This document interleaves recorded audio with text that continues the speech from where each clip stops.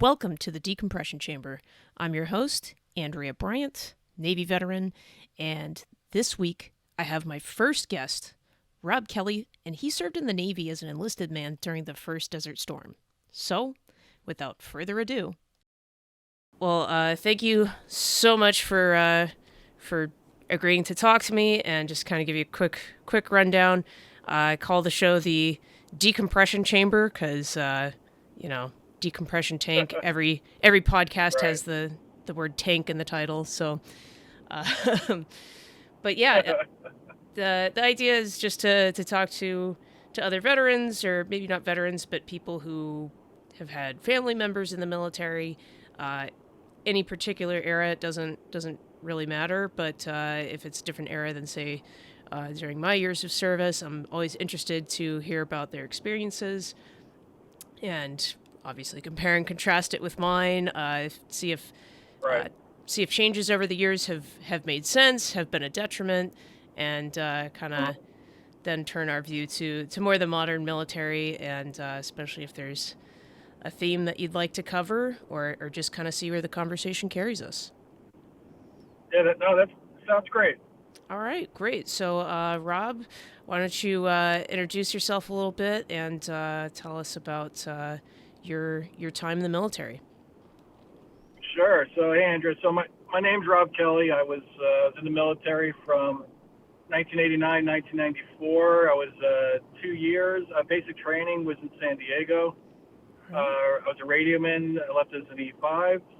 Radioman A school was in San Diego as well, right after boot camp.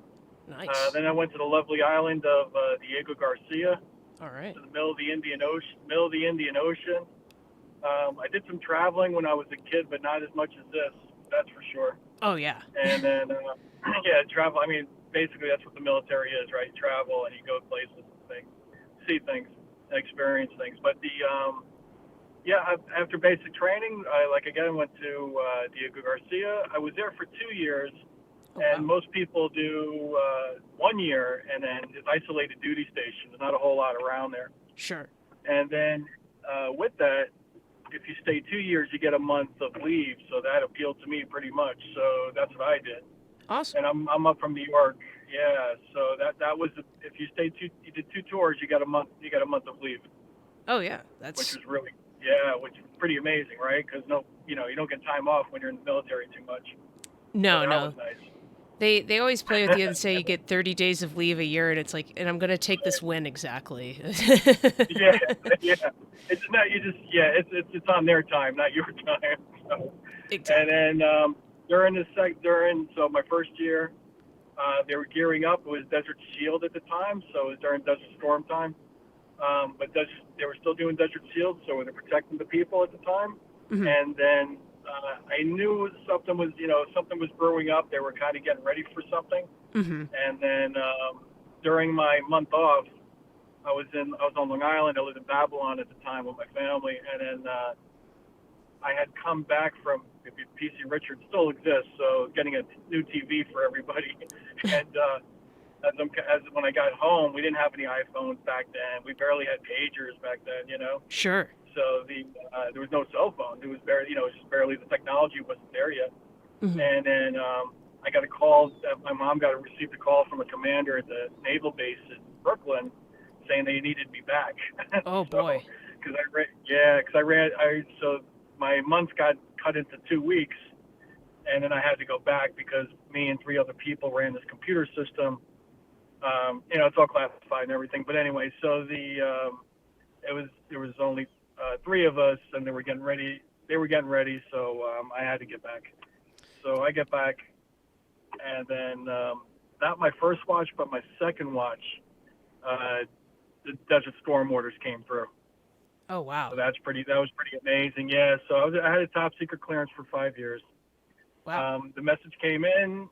They cleared everybody out. My supervisor goes, "Hey, we go by our last names, as you know, right?" So, Hmm.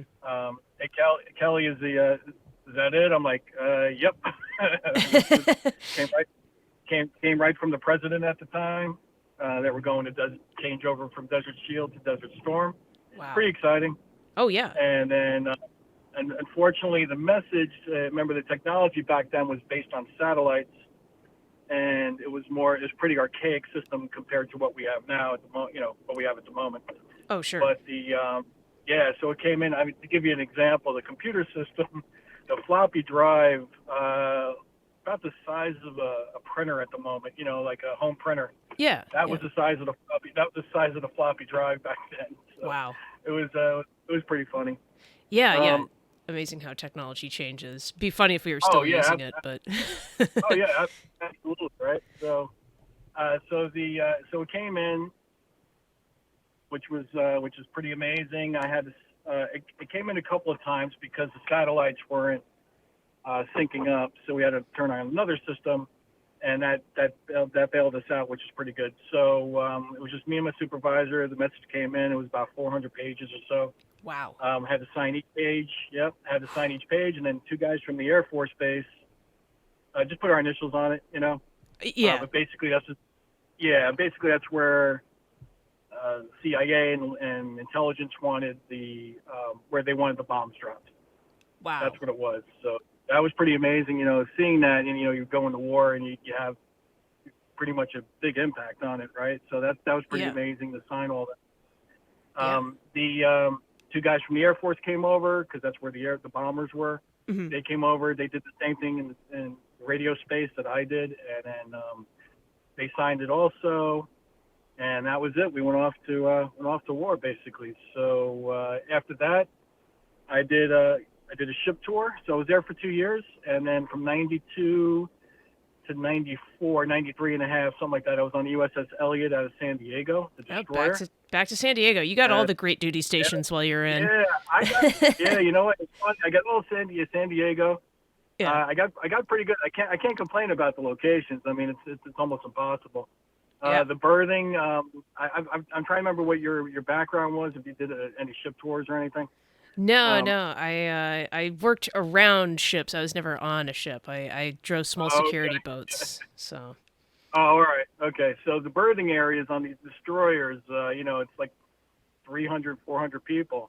Oh yeah. And then we had the racks and everything. I could send you pictures later, but the racks were 3-tier. As you progressed in the military, you got either the top bunk or the middle bunk. Sure. I started with the top bunk because I was an E4. Okay. I got the middle bunk, the bottom bunk in E4. The middle bunk was an E5, and the low man on the totem pole, because he had to climb up and hold on to something to get up there. Sure. That was the E2, E3, things like that. Oh yeah. But it was great. Listen, I wouldn't change it for anything. So anyway, did my ship tour. We did a Westpac. Mm-hmm. So that's the Western Pacific Rim. Guam, Singapore, Thailand. Yeah.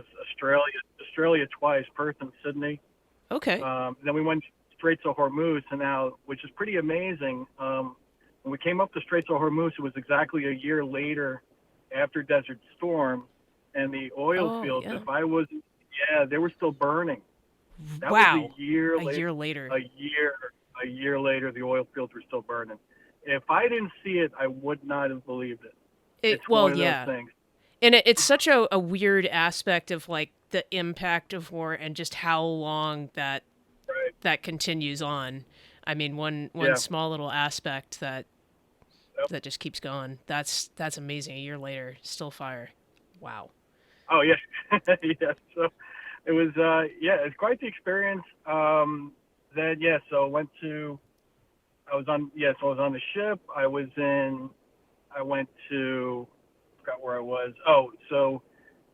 Diego Garcia, then ship tour, and then I spent I was playing tennis with the ship. We were in Portland Rose Festival. So basically, we were outboard of other ships, and you can go check, the public could go on, check them out. So like Fleet Week is going on right there in New York. So same thing. Okay. We did the Portland Rose Festival. So, and I was playing tennis with the XO, and they called my name. I had to go back to the ship. It was something with the Desert Storm orders I can't really talk about still to this day.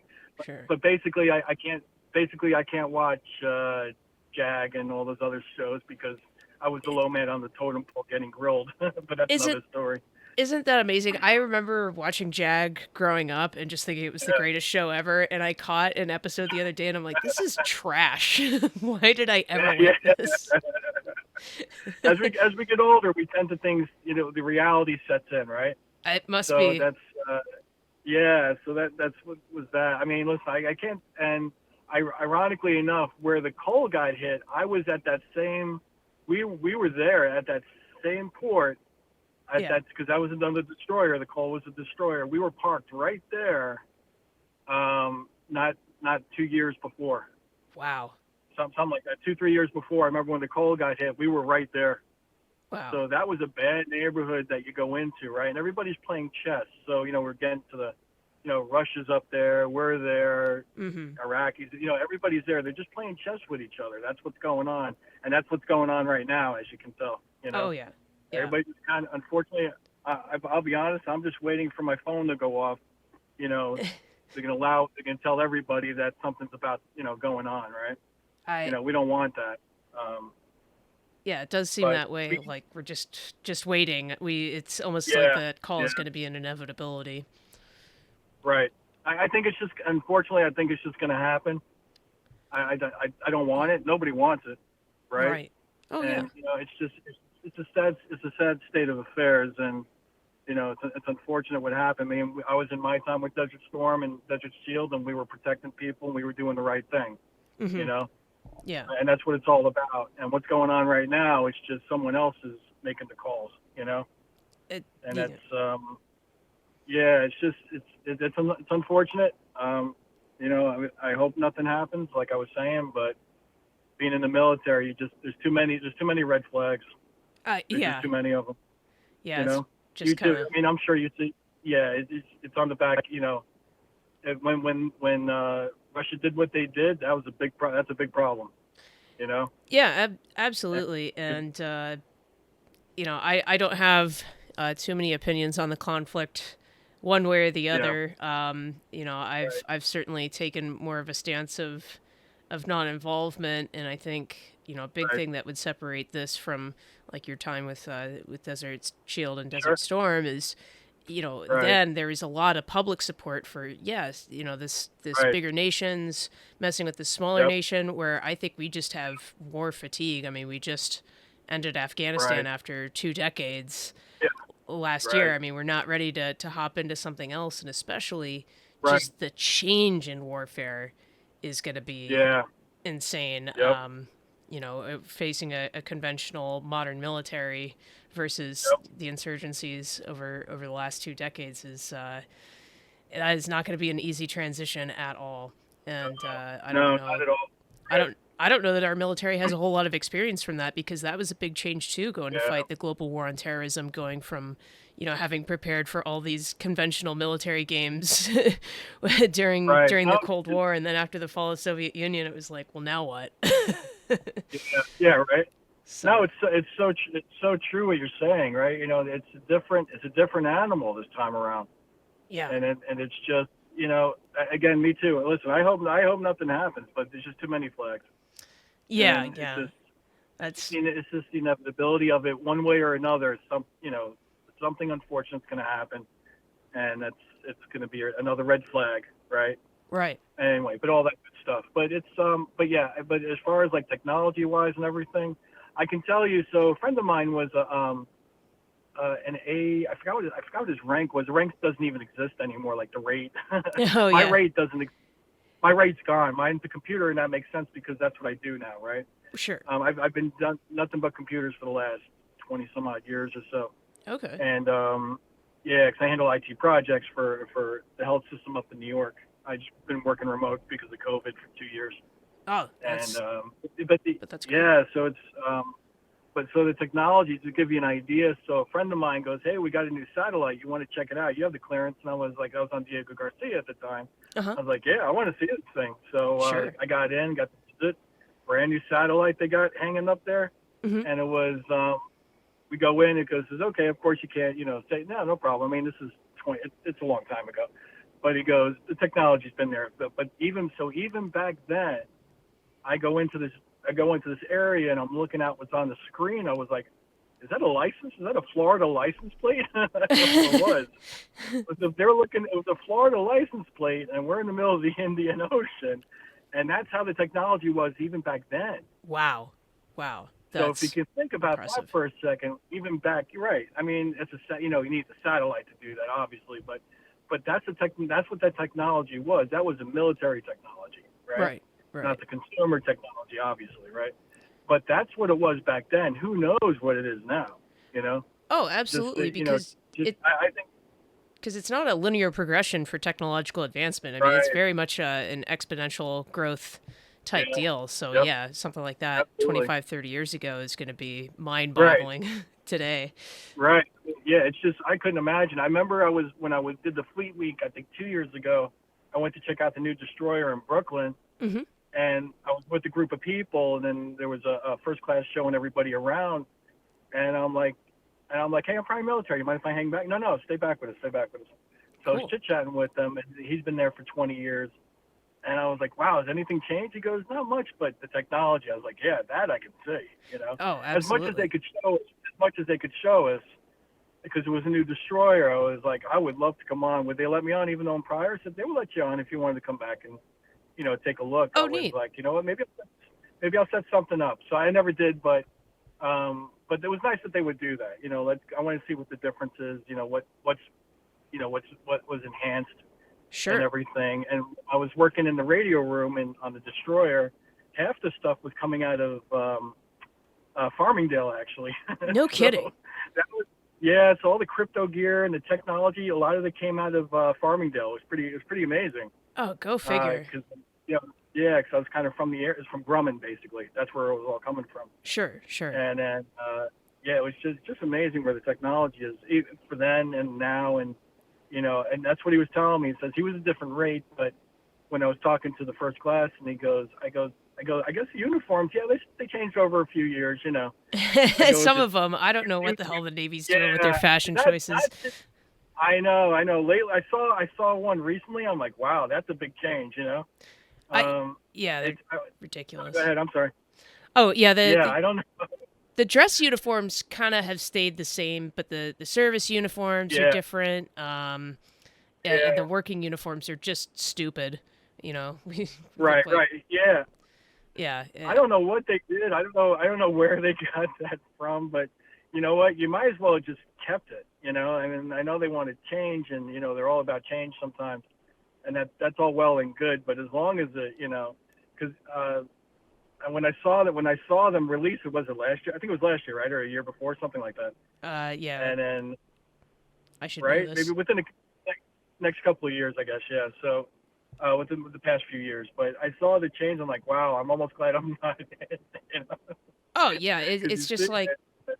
because you go to boot camp, you get issued your sea bag and your Right. uniforms. All that shit is Yep. supposed to fit in Yep. there, and it's like, what am I supposed to do with Right. these 19 uniforms? I mean, Yeah. Right. you know. I saw that everybody's getting all this stuff. I still have my sea bag actually. I still have it.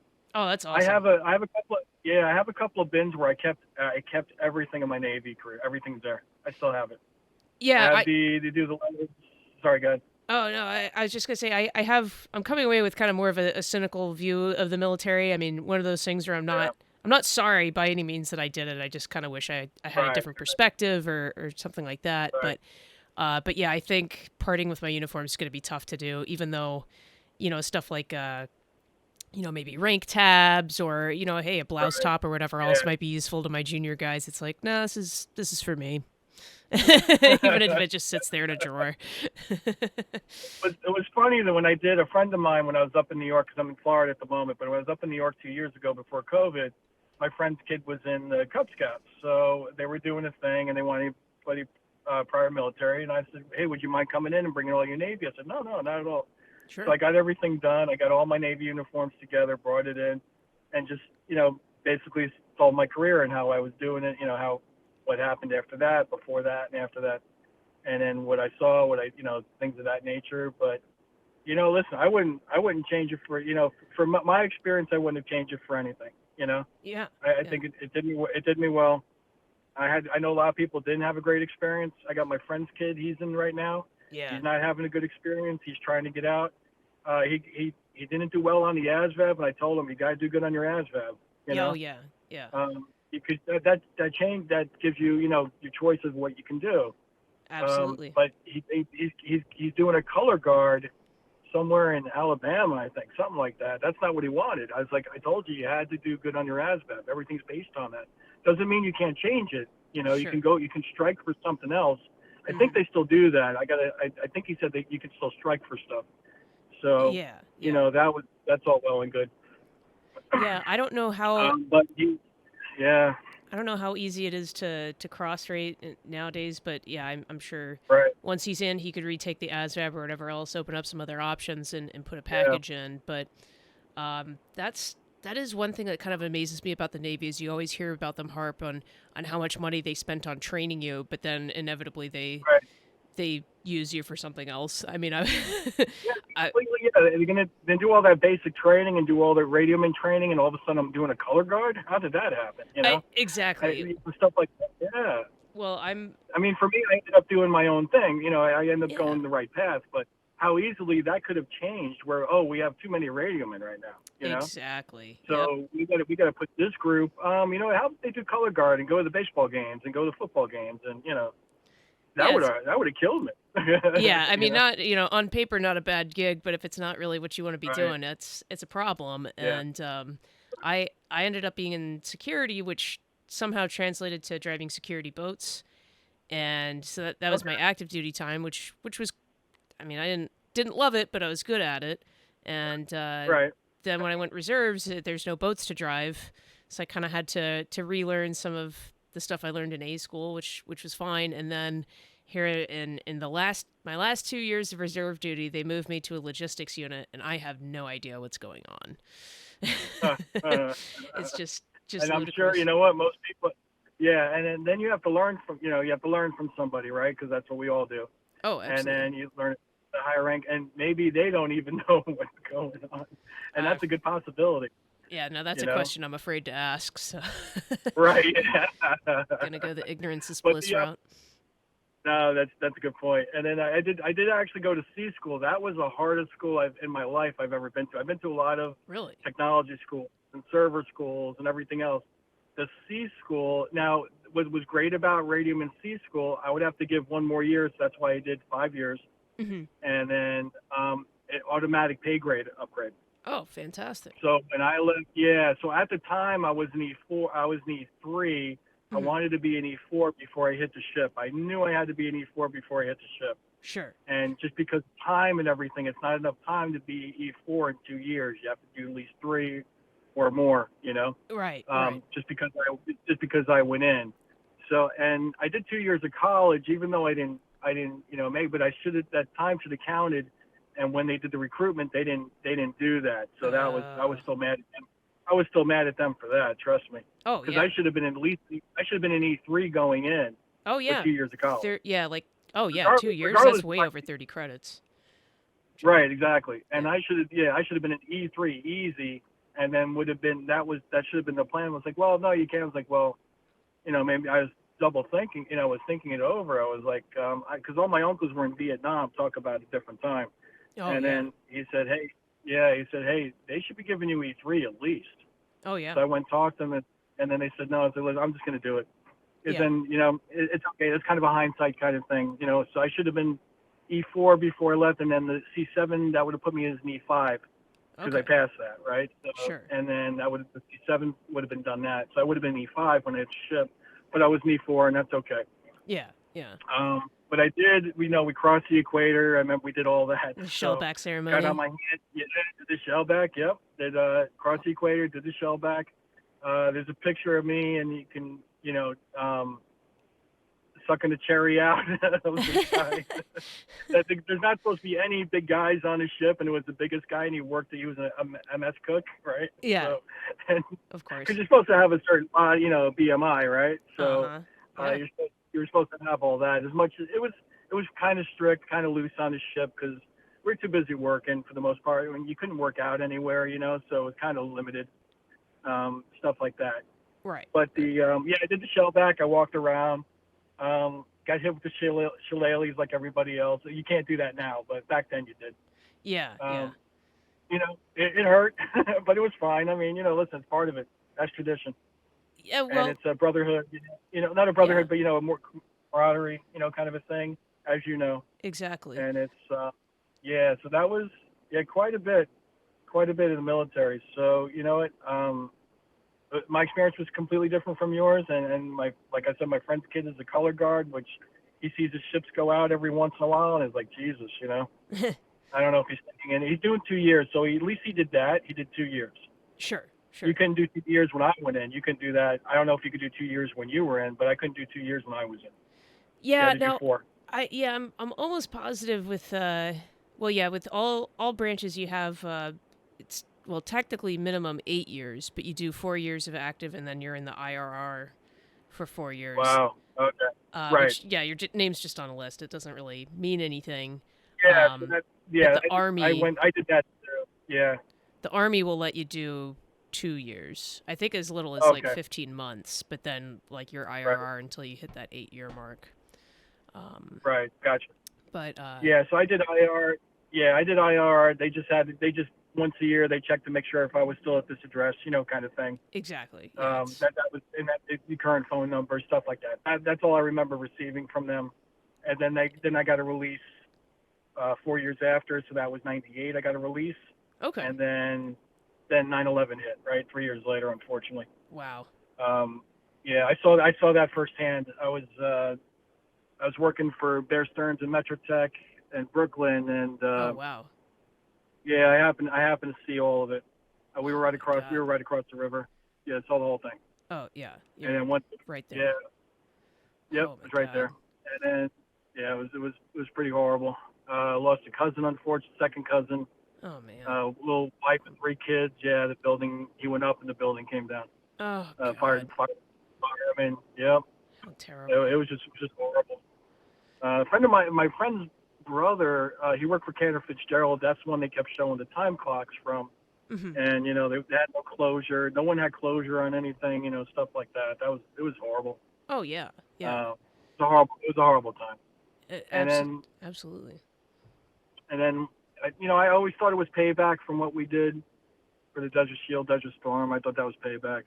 At least in my mind, that's what it was. Mhm. It always felt kind of like that. Yeah. But who knows? Yeah, The I would share a similar view. I mean it didn't come out of nowhere. I mean, we've been right. foreign interventionists for quite some time, and I think Yep. Osama bin Laden actually said that in particular was, for intervening and everything else, Yeah. and that and the plan of 9/11 wasn't like that the attacks themselves would bring down the U.S., but that we would then sink ourselves into foreign intervention and spend ourselves Oh into yeah. debt. And it's like, oh wow, that was some amazing foresight on his part. Wow, we're seem to be on track with Right. that. Yeah, yeah, really, Yeah. really terrible stuff. Now, when the attacks happened, were you? You said you were at Bear Stearns, but were you thinking about Yeah. going back in, or you knew those days were behind you? I wasn't thinking going back in. I think what it was the there's nothing I could do, right? So it's Sure. you feel it's a lot of helplessness. Yeah. So what I did, I attempted to drive back in my uncle went back in. He was when the bombers tried to hit it the first time, Mm-hmm. before 2001. I think it was '94. I forgot what year it was. It was either right after 93. Desert Storm or '93, right? Yeah. So during it, they tried to get it the first, and then my uncle was the one that was on TV all the time because he was the captain that was there at the time. Oh wow. So and he was going underneath to find out what was going on where the bomb, where they were trying to bomb it, right? Mm-hmm. And then a slab came down on him, but luckily it just caught him a little bit, and he suffered some injuries from it, but he was okay, Good. and he was going through. Yeah, so he was okay after that. Wow. But yeah, so it got a lot of history with that, and then but to see it with your own eyes, and then a friend of mine, I had a computer lab, and I came up. I was a 10 to 6 guy, and the first plane had already hit. And then when I came in, people running out of the building in Metrotech and just blank stares, nothing, nobody saying nothing. Wow. And I went by security, and security's like, "What's going on?" He's like, "We don't know. We mean you don't know. You're security. You should know what's going on." Yeah. Anyway, so I get up to my lab and no one's saying anything. It's so, everybody was in shock, Sure. And then I go up to my computer lab, and we had a little TV, and people were all in there. Like, no one's supposed to be in there, really, just IT guys like myself, and because we had equipment and stuff. But anyway, so I go in there, and all of a sudden the second plane hit. I was like, God. "Whoa, is that real?" He's like, "Yeah, that's real." I was like, "Jesus!" And then a friend of mine called me, and he's he calls me up, and he's Russian, so he goes, "Bob," he said, "Do you believe this?" I'm like, "No." He goes, because he's had a corner office on, I think, the 30th floor or something. That was the highest the building went. Over there. It was like 30 stories. And he goes, "I got to see this. I'll be here." "No, you don't want to see it." "No, I got to see it. It's in my backyard. I got to see it." Oh, God. So I went up there, and I come out of the elevator. Everybody's running towards the elevator. He goes, "You don't want to see this." I'm like, "No, I'm military. I got to see this."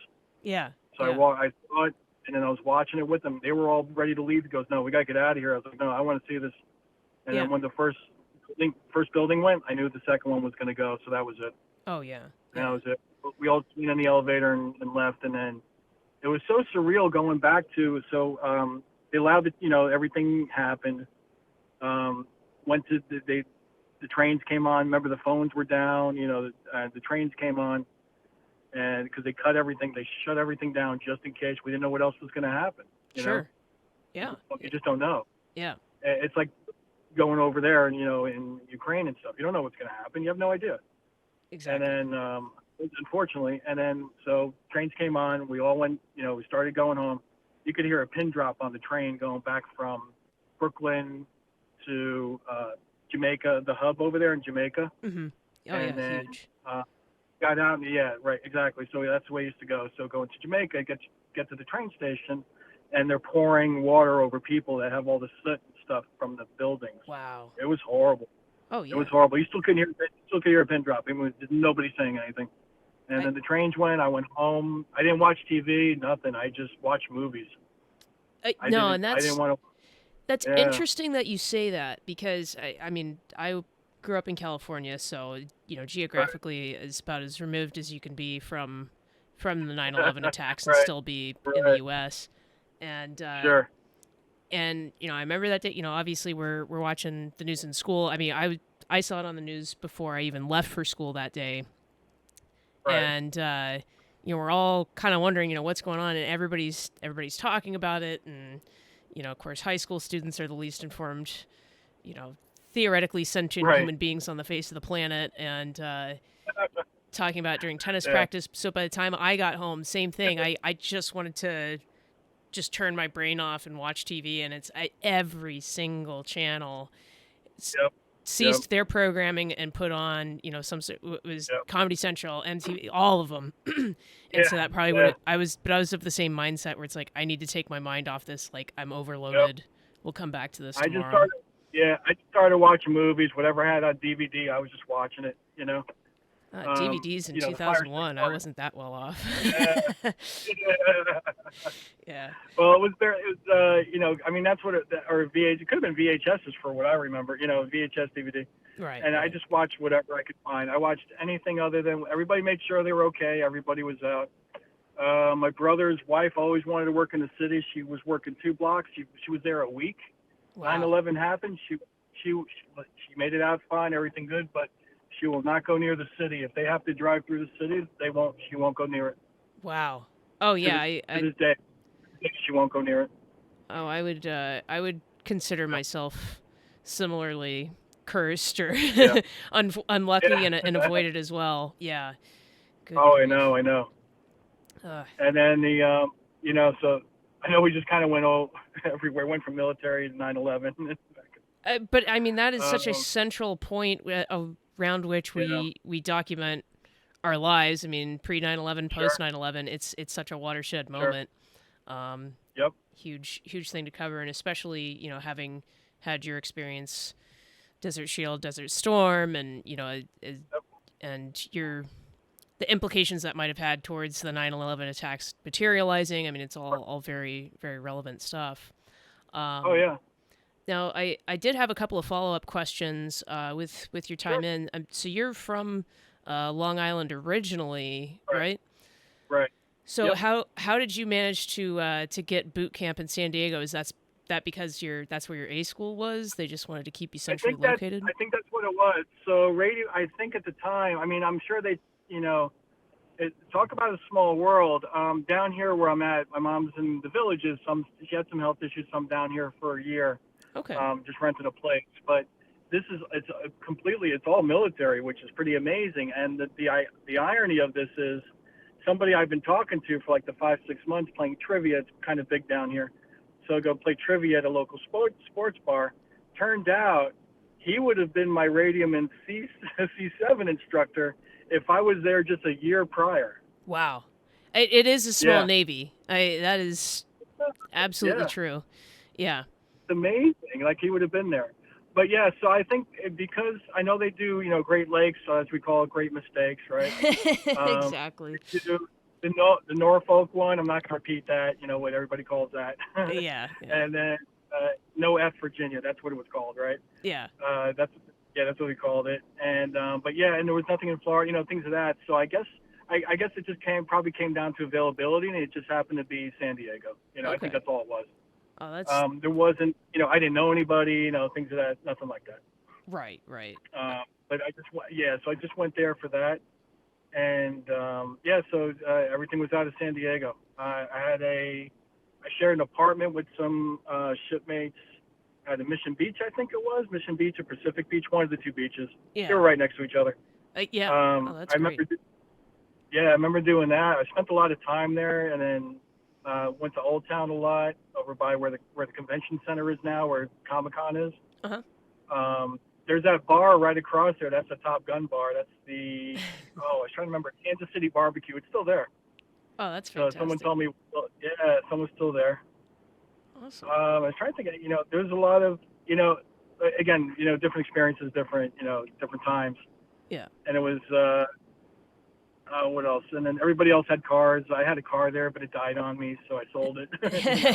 And Yeah, car it was troubles just, it was, seem to plague military members more so than any other group. yeah, it was so crazy. I had an 81 Z28 at the time, and it, gorgeous on the outside, but that engine just didn't want to do it anymore. Good grief. And it finally just locked up on me, and I sold it to one of my shipmates actually, and he was actually he loved the car and he wanted to just rip out the engine, which he did, put something else in, all that good stuff.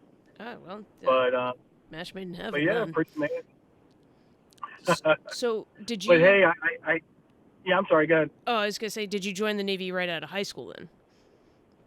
Oh, so I was 2 years out of college. I was at Queensboro Community College. Oh, that's right. Yeah, you I said was yeah, there. 2 years. Yeah, Okay. no, that's fine. I was there for 2 years. I was going for a computer science degree. I, for some reason, for whatever, into the second year, I thought there'd be more to it than just sitting behind a desk and stuff. And I was always a go-getter, so I Yeah. saw where my life was going. I didn't really care for it. Mhm. Um, some people it's for them, and it turns out I ended up liking it anyway later on in life. But at the time, I didn't. Yeah. I didn't Yeah. want to be stuck behind a computer system. It wasn't me. So I did start doing Japanese gardens with my uncle. Really? Yeah, worked in Brooklyn and maybe a couple of places in the city. Mhm. Just basically, I was just a strong guy, strong man, kind of moving rocks and plants and stuff. And he designed them. Okay. And he says, what are you gonna do? You can't do this all your life. I was like, no. So why don't you join the military? It's like, it's not a bad idea. Yeah. And he goes, your sister is driving me crazy. I was like, which is my mom. So I Oh, know. yeah. And she goes, it's not a bad idea. So I went and talked about it with my mom. She goes, it's not a bad idea. All my brothers went, which is my uncles. Mhm. They all Vietnam at the time. They still won't talk about it. There's one remaining. Yeah. He'll talk about it every once in a while, but even still, no one talks about it. Yeah. They Oh, just well, how can don't. I you? know. Yeah, it's almost, yeah. There's nothing good. There was nothing good about it. Yeah. You felt protecting the people, but at the same time, you heard all the horror stories. Of course. But that's it. Yeah. But yeah, so I ended up just going in, and then it just kind of worked out. So I 2 years at Queensboro. That was the end of that.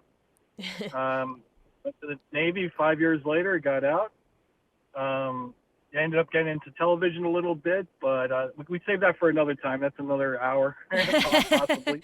Yeah, yeah, Um, absolutely. I would love to have you back on, and yeah, sincerely appreciate you coming on and sharing no, your no story and problem. experience.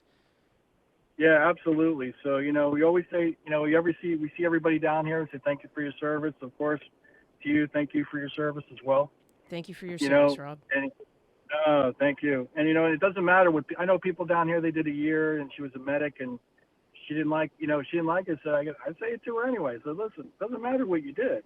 Yeah, The fact that you did, it's the fact that you did it. exactly. You know, Yeah, it doesn't matter. Like if you were a medic or you did this medic, I would think that was great. You were she just didn't get any great areas to work in, and that's unfortunate, but that's what happens. And that's just yeah, the way it goes sometimes. yeah. It's just the way life is. And maybe that was a blessing. Someone else looking above Sure, saying, sure. hey, you don't need to go over. You don't need to go over and do 2 tours in Iraq or in Iran. You don't need to do that right now. You Exactly. know, Yeah. that's the No, way it goes. and But good yeah, on her for raising her right hand yeah, and doing it for a year. And right, exactly. That's yep, right. yep, Yep. absolutely. And a bunch of us say the same thing to her all the time because we're all military vets. We talk. Listen, it doesn't matter. It's what you did do. All right, Rob. I appreciate it. Thank you so much, and have a great rest of your day. Okay. All right, Andrea. Thank you so much. I'll talk to you soon. You take care. You too. Bye now. All right. Bye bye.